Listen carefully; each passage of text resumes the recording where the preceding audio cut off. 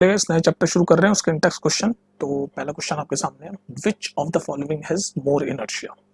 तो ये क्वेश्चन देखो, इसे तीन सिचुएशन दे रखी है और पूछा है कि किसका इनर्शिया ज्यादा होगा। तो आप ये क्वेश्चन सॉल्व कर लोगे, आपको ये पता होना चाहिए कि इनर्शिया जो है वो डायरेक्टली प्रोपोर्शनल है मास के।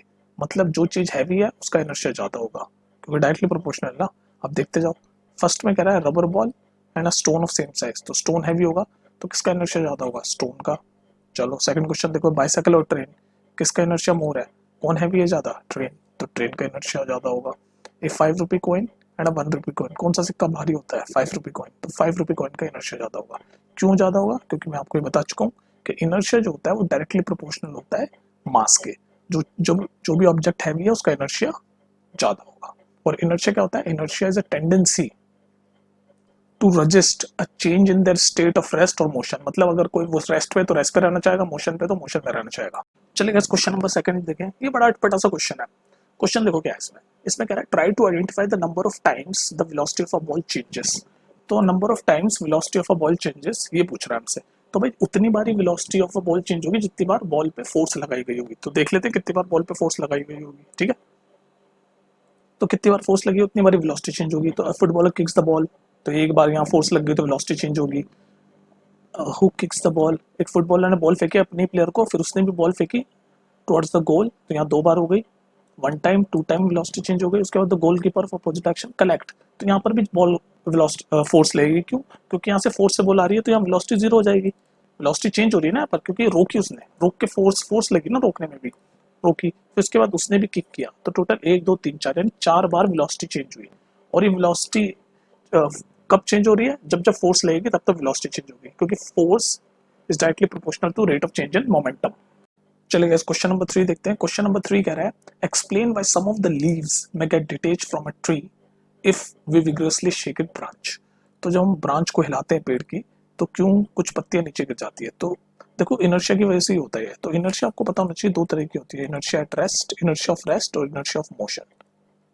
मतलब इनर्शिया होता क्या है? बेसिकली इनर्शिया टेंडेंसी है रजिस्ट करने के लिए, मतलब कोई भी स्टेट में चेंज होने के लिए उसके। मतलब अगर कोई बॉडी रेस्ट पे है तो वो रेस्ट पे रहेगी, अगर उसको हिलाओगे ना तो वो इनर्शिया लगाएगी। तो सिमिलरली यहाँ पर शुरू में पेड़ की जो पत्तियां हैं वो रेस्ट पे होगी, तो यहाँ पर लगेगा इनर्शिया ऑफ रेस्ट। तो रेस्ट पे होगी, लेकिन हम जैसे ही हिलाएंगे तो फिर वो रेस्ट पे रहेगी, ब्रांचेस हिलेगी तो वो टूट जाएगी। तो इसका आंसर होगा कि इनर्शिया ऑफ रेस्ट की वजह से जो लीव्स है वो जब हम जोर से हिलाते हैं झाड़ियों ब्रांचेस को, तो वो लीव्स गिर जाती है। क्यों गिर जाती है? इनर्शिया ऑफ रेस्ट लग जाता है, क्योंकि लीव्स जो है वो रेस्ट पे रहना चाहती है और ब्रांचेस हिलती है, हम हिलाते हैं इसलिए, तो लीव्स गिर जाती है। चलिए क्वेश्चन नंबर 4 देखते हैं। ये सब कॉन्सेप्चुअल क्वेश्चन है, आई होप मैं आपको समझा पाऊंगा क्वेश्चंस में। अगर किसी को दिक्कत हो तो टॉपिक में बता दूंगा, ठीक है? नीचे कमेंट में लिख देना। When you fall in forward direction when a moving bus brakes to a stop and fall backward when it accelerate from rest. तो बेसिकली जब एकदम से रुकी हुई गाड़ी चलती है, एक्सेलरेट होती है, तो हम पीछे की तरफ चलते हैं। क्यों? हमारी बॉडी उस समय रुकी हुई होती है, तो वहां पर लगता होता है इनर्शिया ऑफ रेस्ट, इसलिए हम पीछे की तरफ बैकवर्ड डायरेक्शन में गिर जाते हैं, क्योंकि इनर्शिया ऑफ रेस्ट लग जाता है। सिमिलरली अगर बस चल रही है और ड्राइवर ने एकदम से ब्रेक लगा दी है, तो अब जब चल रही होती है तो हम मोशन में होते हैं, तो उस समय लग जाता है इनर्शिया ऑफ मोशन। और मोशन लग जाता है और गाड़ी से एकदम से ब्रेक हो गया तो हम आगे की तरफ गिर जाते हैं, फॉरवर्ड फॉरवर्ड डायरेक्शन में गिर जाते हैं। ऐसा क्यों होता है? फॉरवर्ड डायरेक्शन में इसलिए गिर जाते हैं या बैकवर्ड डायरेक्शन में इसलिए गिर जाते हैं, फॉरवर्ड डायरेक्शन में इसलिए गिरते हैं चलती हुई गाड़ी में अगर एकदम से ब्रेक लगता है, क्योंकि हमारे जो पैर हैं वो तो बस के कांटेक्ट में होते हैं, लेकिन बॉडी इनर्शिया ऑफ मोशन की वजह से आगे गिर जाती है।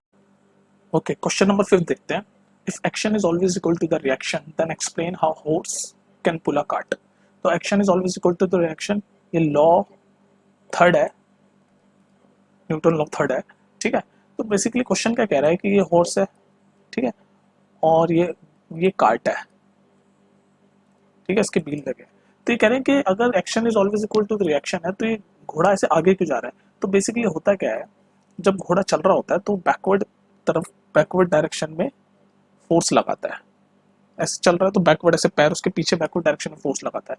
और सिमिलरली जो कार्ट का पूरा सिस्टम है ये फॉरवर्ड डायरेक्शन में रिएक्शन फोर्स लगाते हैं, रिएक्शन फोर्स लगाते हैं। यहाँ तक बात क्लियर है?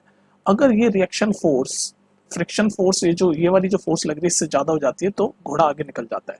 ठीक है, इसलिए घोड़ा आगे निकल जाता है, क्योंकि जो रिएक्शन फोर्स है कार्ट सिस्टम की, ये घोड़ा और कार्ट के मिला के कार्ट सिस्टम की, ये ज्यादा होती है जो घोड़ा लगा रहा है बैकवर्ड डायरेक्शन में। चलिए गाइस लास्ट क्वेश्चन देखते हैं टेक्स्ट का। अच्छा, ये फिजिक्स में क्या होता है कि आप अपने ना चीज़ों को विजुलाइज किया करो, कॉन्सेप्ट को विजुलाइज किया करो। क्वेश्चन क्या कहता है, explain why is it difficult for a fireman to hold a hose pipe which ejects large amount of water with high velocity. तो ये क्वेश्चन क्या कह रहा है, वो पाइप, इमेजिन करो एक पाइप है जिसमें से बहुत स्पीड से बाहर पानी निकल रहा है, बहुत स्पीड से।